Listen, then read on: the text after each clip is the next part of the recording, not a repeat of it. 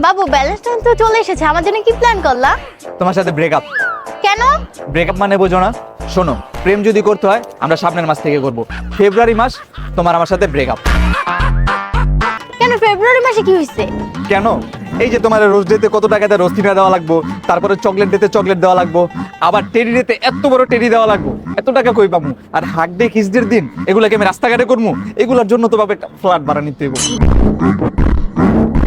কত টাকা খরচ, আর ভ্যালেন্টাইনের দিন তোমার নিয়ে নিয়ে ঘুরতে হইব।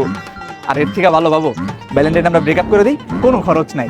খরচ বাঁচানোর জন্য তুমি আমার সাথে ব্রেকআপ করতেছো বাবু? বাবু আমি তো তোমার দেখানো পথে হাঁটতেছি, তুমি না বললা যে সঞ্চয় করা শিখতে, তো আমরা এই 1 মাস সঞ্চয় করুম, সামনের মাস থেকে আবার প্রেম করুম।